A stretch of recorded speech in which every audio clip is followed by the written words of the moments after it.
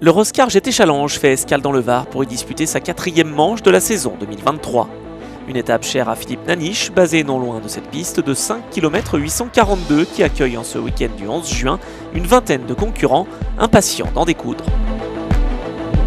Visitant les plus belles pistes françaises, le Roscar GT Challenge est aussi l'occasion de bénéficier d'un large temps de roulage, dans le respect et le partage, ce qui attire toujours autant de pilotes passionnés, qu'ils soient français ou étrangers, sur leur Porsche, Ferrari, Radical, Mercedes ou autre solution F.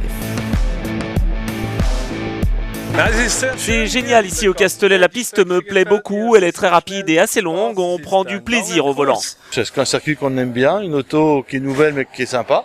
Donc on s'est dit pourquoi pas revenir voir les amis au Ricard. L'ambiance est bonne et magnifique, l'organisation aussi, c'est très amusant d'être ici.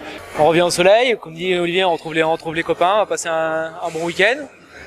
Comme d'habitude, on va essayer de faire du mieux qu'on peut, parce que on vient pour s'amuser, mais si on peut mettre un résultat, c'est toujours plus agréable. Et puis avant la trêve estivale, prendre du plaisir. Les pistes de la saison 2023 du Roscar sont très bien. On a pu participer à toutes les épreuves et ça s'est toujours très bien passé puisqu'on a montré qu'on était aux avant-postes généralement. Notre voiture est très bonne et on prend beaucoup de plaisir.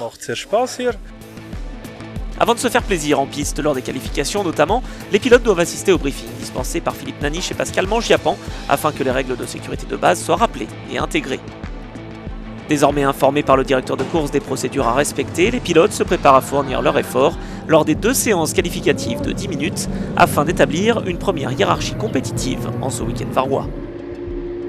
Et c'est la Porsche 992 de l'équipe de B Autosport pilotée par Yann Panlou qui va s'illustrer juste devant celle du GDL Racing de Mario Cordoni. Doublé R1 sur cette grille de départ devant la Radical RXC de Miguel Moyola, Polman en RX et Karl van de Vostin, leader en R2 sur sa Porsche de l'équipe de B. Meilleur temps en R3 pour Serge Corvaia, 3 dixièmes seulement devant Jean-Pierre Ancelin. Enfin en catégorie R4, meilleur chrono pour la Porsche GT4 de Bruno et Fabio Malerba, malgré une légère incompréhension dans le trafic à la chicane.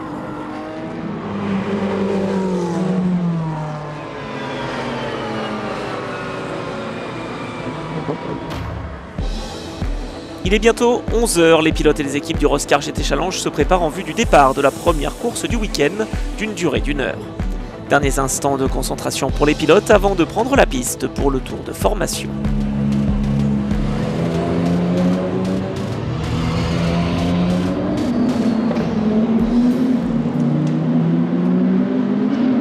Et c'est parti pour ce premier départ lancé du week-end sous le soleil du Castellet. D'entrée de jeu, c'est très serré entre les deux leaders. Mario Cordoni a profité d'un meilleur temps de réaction pour s'emparer de la tête de course devant Yann Panlou, qui est loin d'abdiquer.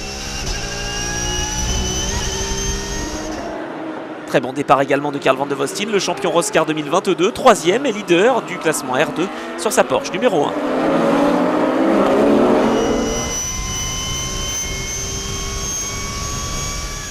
C'est passé à la chicane pour Yann Panlou qui reprend la première position face à Mario Cordoni. Le peloton est en formation serrée dans ses premières minutes de course. La hiérarchie est loin d'être établie.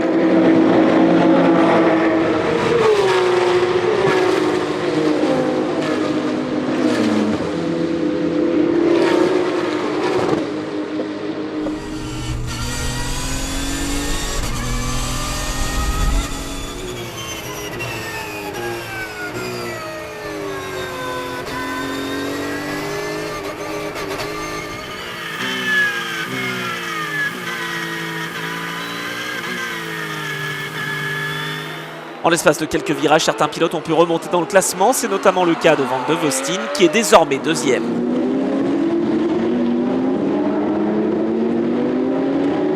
Malheureusement pour Miguel Moyola, c'est déjà la fin de cette course, alors qu'en tête, Yann Panlou déroule et devance Karl van de Vostin et Mario Cordoni. Dans le peloton, César van de Vostin attaque Sébastien Dezoal et ça passe à la chicane pour le gain de la 9e position.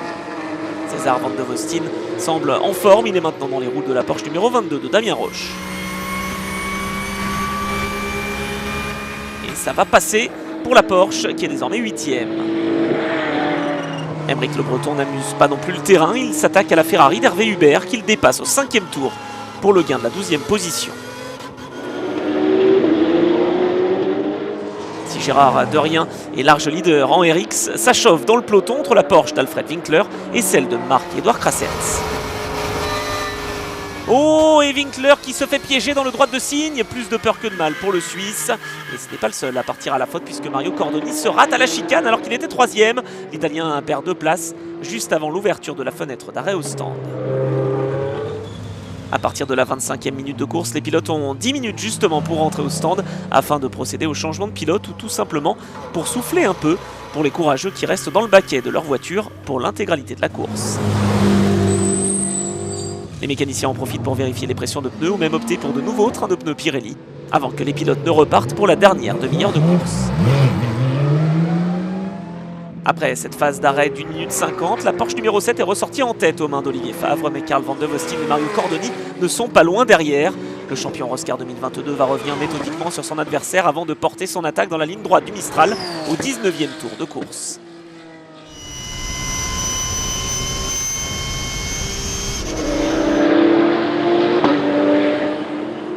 Belle prestation de la Porsche numéro 24 engagée par l'équipe de Christophe Tinsault. Yann Bradac et Julien Jacquel devancent les Porsche d'Arnaud Breuil et Sébastien Dezoal.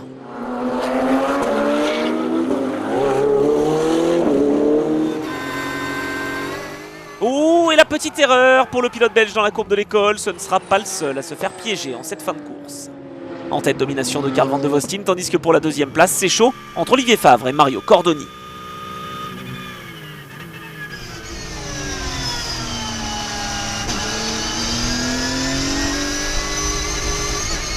Un dépassement plein d'autorité de la part de l'Italien qui s'empare de la 2e place à quelques tours de l'arrivée.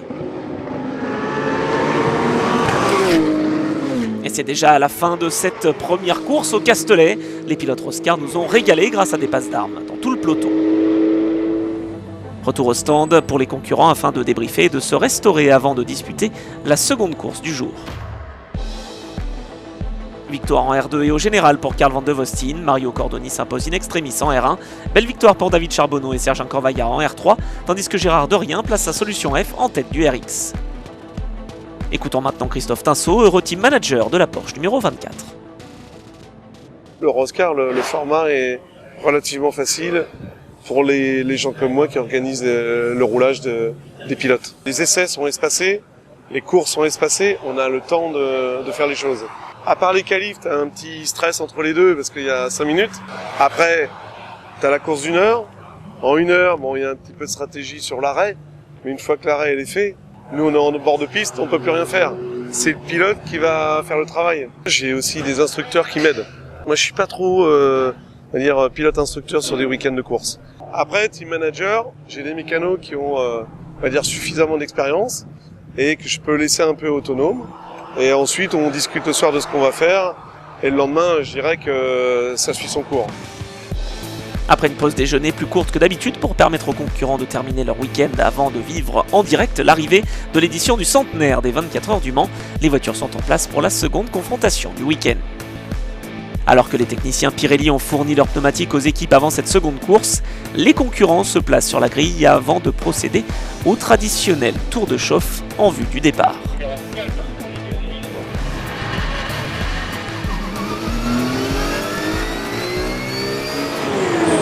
Le drapeau vert est agité, c'est parti pour la dernière heure de course depuis le circuit Paul Ricard alors que le ciel est menaçant. Tous les concurrents sont à l'attaque d'entrée de jeu.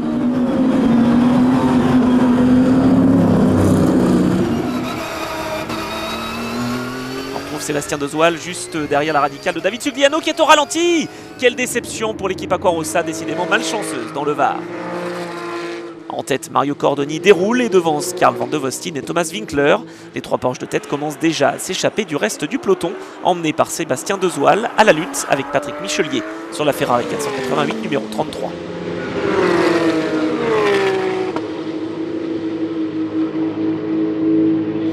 Oh, regardez ça, les essuie-glaces sont en fonction. Le système Race Flag indique une piste glissante. Il commence donc à pleuvoir ici au Castellet.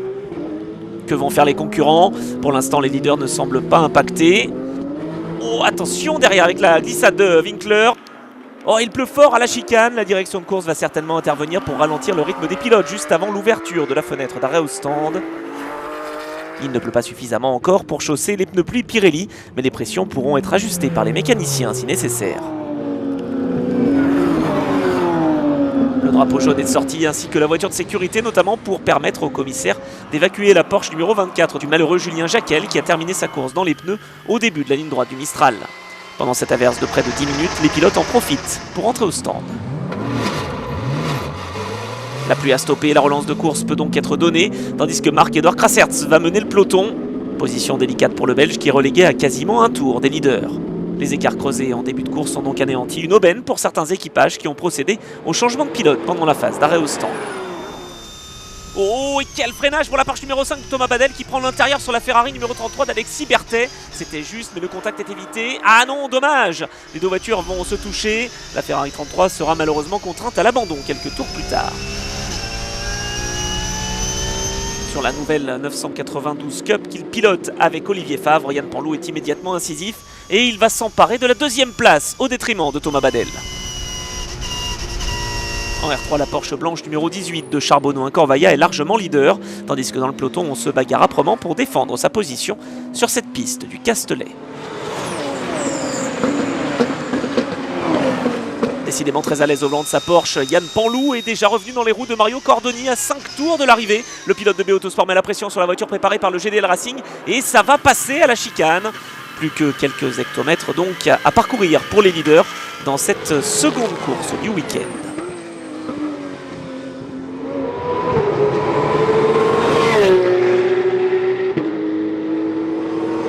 C'est la victoire pour la Porsche numéro 7 de Panlou Favre dans cette course après une belle remontée. Deuxième place sur la ligne pour Mario Cordoni devant Carl Van de Vostin, vainqueur de la catégorie R2.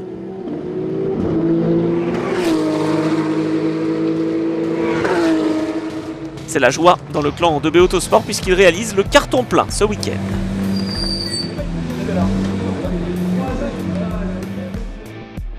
Au cumul des deux courses, Carl Van de Vostin s'impose en R2 et au général devant Mario Cordoni, vainqueur en R1. David Charbonneau et Sergent Corvaia s'illustrent en R3, tandis qu'en RX, la victoire revient à Gérard Derrien sur la solution F numéro 12 devant Hervé Hubert.